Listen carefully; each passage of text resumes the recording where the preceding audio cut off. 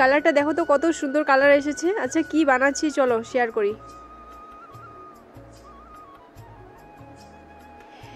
নমস্কার বন্ধুরা, আমি আজকে একটা মাছের রেসিপি বানাতে যাচ্ছি। তো চলো, মাছটা কি মাছ এটা পরেই বলবো, ঠিক আছে? তো চলো রেসিপিটা আগে শেয়ার করা যাক তোমাদের সাথে। প্রথমেই দেখো মাছটা, এটা হচ্ছে মাছ, বাজার থেকে মাছ নিয়ে এসেছে অনেকদিন বাদে। আজকে আমাদের বাড়িতে বড় মাছের তরকারি হচ্ছে। আর এই মাছটা কে কে চেনো অবশ্যই বলো। তো আমি এখন বলছি না কিছুই। এখানে কচু নিয়ে নিয়েছি, শোলা কচুর উপরের মুখটা যে থাকে ওখানে থেকে মিডির অংশটা নিয়ে নিয়েছি, মধ্যখানের অংশটা ওটা টুকরো টুকরো করে আলুর মতো কেটে নিয়েছি, ঠিক আছে? ওইটা এখন আমি গ্যাসে বসিয়ে দেব সেদ্ধ। তো এটা আমি ভাজাভাজি করার সময় মশলার মধ্যে পরে দিয়ে দেব, কিন্তু ডাইরেক্ট ভাজাভাজি করলে অনেক সময় লাগবে, এটাকে ভাজাভাজি করতে সেদ্ধ হতে অনেক সময় লাগবে। তার জন্য এক্সট্রা করে একটু 5 মিনিট সেদ্ধ করে নিচ্ছি।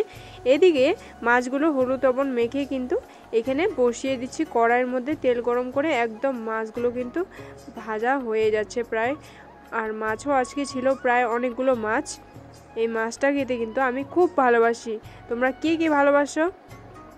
আচ্ছা আমি বলেই দিই এটা কি মাছ। এটা হচ্ছে রূপচাঁদা মাছ।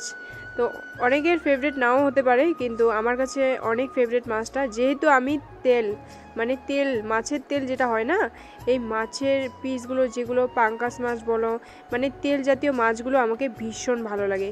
জানি না কেন। এই পেটিগুলোর মধ্যে দেখো একদম তেল কি সুন্দরভাবে ভাসছে, ভালো লাগছে, মানে দেখতেও সুন্দর লাগে। এইভাবে মাছগুলো ভাজলে একটা সুন্দর কালার আসলে দেখতেও, মানে দেখলে খেতে ইচ্ছা করে। তো এরকম এখন মাছগুলো নামিয়ে নিয়ে কড়াইটাকে বসিয়ে, তেল তো ছিল কড়াই মধ্যে, আরও একটুখানি হালকা করে তেল দিয়ে গরম করে পুরো, তারপর পেঁয়াজ যে কেটে নিয়েছিলাম পেঁয়াজটাকে দিয়ে দিলাম। আচ্ছা অনেকে এখানে জিরা ব্যবহার করে, কিন্তু আমি জিরা খুব একটা বেশি সময় দেওয়া করি না। যাই হোক, যাদের ভালো লাগে তারা দিয়ে দেয় আর কি। এদিকে পাটায় পিষে নেওয়া মশলাটুকু এখানে রেডি করে নিয়েছি। আদা রসুন লঙ্কা পেঁয়াজ জিরা, সেটুকুই মশলা দরকার। অনেকে আছে আবার রসুনও দেয় না এই মাছের মধ্যে, বা যে কোনো মাছের মধ্যে। সবাই আর কি রসুন একটা খাওয়া বড় মাছের মধ্যে মনে হয় খায় না, কিন্তু আমি খাই। এইখানে দেখো আমি পেঁয়াজটাকে সুন্দর করে একদম মোচমোচা করে ভেজে নিচ্ছি। আর ভাজাভাজি মানে স্টিমটা জানি না, এই সাইডের গ্যাসটাতে একটু স্টিমটা কম আছে, মানে জানি না বাড়ছেও না, বাড়াতে যাচ্ছি। তো যাই হোক, পেঁয়াজটা ভাজাভাজি প্রায় হয়ে গেছে। আর এখন মশলাটাকে কিন্তু আমি দিয়ে দিয়েছি। মশলাটাকে পুরো একদম কষানোর পরে উপর থেকে তেল ছাড়ছে দেখো, মানে মশলার উপর না, সরি, মশলার ভেতর থেকে তেল ছাড়ছে। যাই হোক, এটা কিন্তু কষানো হয়ে গেছে, প্রায় মশলাটা ভালোইভাবে কষে গেছে। এখন কিন্তু এর মধ্যে কেটে রাখা যেইগুলো আমার যাবতীয় সবজি আমি কেটেছিলাম, তারই মধ্যে কি কি সবজি দিয়েছিলাম সেটা তো তোমাদেরকে বলা হয়নি।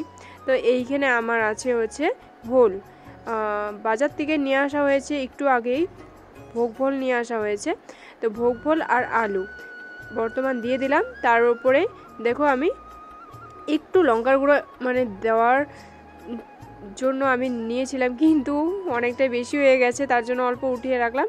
আর হলুদখানি দিয়ে দিলাম, হলুদটা বেশি একটা কালার হয় না, তার জন্য একটু বেশি করে দিতে হলো। আর নুনটা দিয়ে দিলাম পরিমাণ মতন, যতখানি লাগে আর কি। তো ঝোলটা যেহেতু বেশি করে দেওয়া হবে 2 বেলার জন্যে, তার জন্য কিন্তু নুনটাও একটু বেশি করে দিয়ে দিয়েছি। আর পরে নুন দিয়ে ওটা খেলে, মানে ধরো নুন না হলে অসুবিধা, আগেই দিয়ে যদি সমান মতো দেওয়া যায় তাহলে ভালো হয় আর কি, ভালোভাবে লবণটা সবজির সাথে ঢুকে যায়। তো এখন দেখো মশলাটার সাথে কিন্তু সবজিটাও কষে গেছে ভালো মতনই, দেখো পুরো তেল ছাড়ছে। তারপরেই কিন্তু আমি কড়াইটার ঢাকনাটা উঠিয়ে কিন্তু কচু যে সিদ্ধ করে রেখেছিলাম, এই শোলা কচুটা এখানে কিন্তু সুন্দরভাবে এখন দিয়ে দিলাম। দেওয়ার পরে কিন্তু এটা একদম যেরকম আলু আর ভোলটা সিদ্ধ হয়ে গেছে, তার সাথে সাথে কিন্তু কচুটাও সিদ্ধ হয়ে আছে, কিন্তু এর সাথে মশলাটাকে মাখিয়ে শুধু আমি এটা রেডি করছি। তো এখন আবারও ঢাকনাটাকে আমি উঠিয়ে এখন আবার এটাকে ঘাটাঘাটি করব, সুন্দর করে ঘাটাঘাটি করতে করতে তারপরে কিন্তু এটা একটা সুন্দর একটা তরকারিতে পরিণত হয়ে যাবে। তো যাই হোক, এইটা তো এখন ঘাটাঘাটি হয়ে গেছে, কিছুটা দেখলাম যে কচুটা সিদ্ধ হয়ে গেছে, আলু সিদ্ধ হয়ে গেছে, এখন জলটা দেওয়ার পালা। তো জলটা এখন দিয়ে দিলাম। আর এই মাছটা কি কি ভালোবাসো অবশ্যই কিন্তু জানিও। কারো মুখে শুনেছি এই মাছটা নাকি খেতে নেই, কেন জানি না খেতে নেই, এর কারণও কিন্তু আমি আর জানি না।